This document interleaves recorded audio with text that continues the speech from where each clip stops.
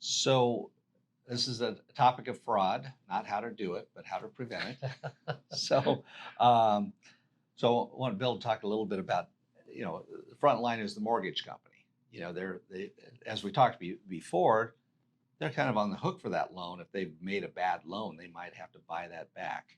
But there's a lot of ways that they have to detect and safeguard themselves and the investor if there's fraud. So talk about some of the things that you're looking for there. Yeah, and it's big. I mean, it's something that we have continual training.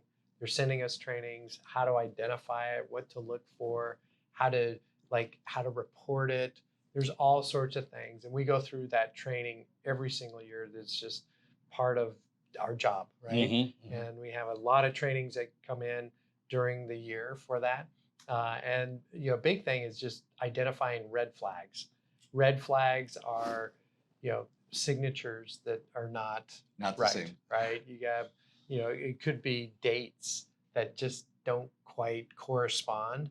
You may have a statement that is an April statement, but the actual transaction down below might be in May. I mean, so there's little things that people get really creative. I mean, Photoshop's.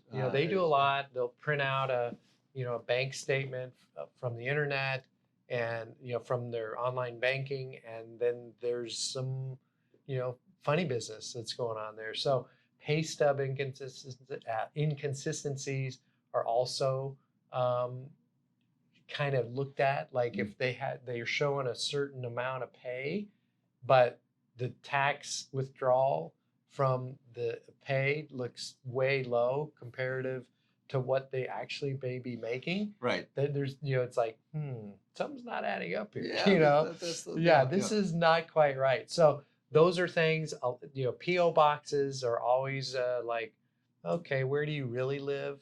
And so just trying to identify those. And then part of it is just listening to the person and trying to understand, does this story add up? Yeah, that's it. Does it really add up? And then if there is identity, or if there's problems with it, or you think there's some things, and then you report it.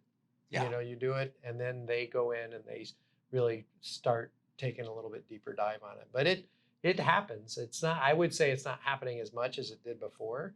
But there's still people trying to scam, and create some money for themselves through fraud. Right. Bad thing.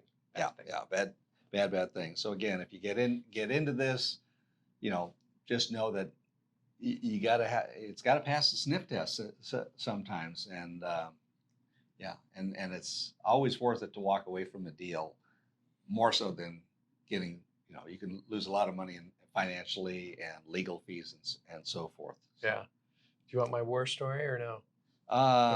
Should we go on?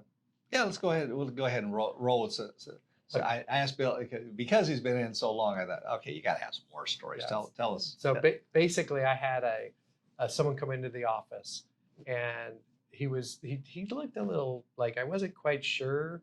There was a little sweat going on, and I want to get a loan. And okay, no problem. Have a seat. Let's go through this. So we take the application. Well, it's for my mother. I live with my mother, and I'm just trying to help her. She's ill. She can't do this and do that. And no problem. Let's just get it.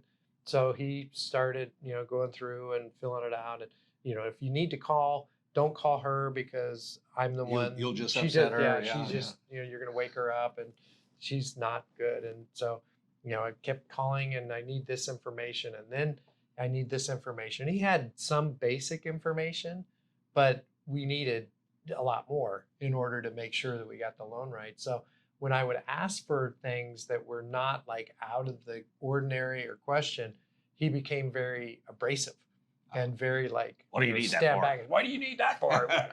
She's got money in the bank. What do you need that for?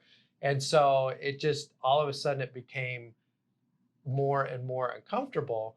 And, I started to like point out in a gentle way inconsistencies of the documentation that he was providing that didn't match up with what he said it was. And all of a sudden, he stormed out, and I'm gonna report you.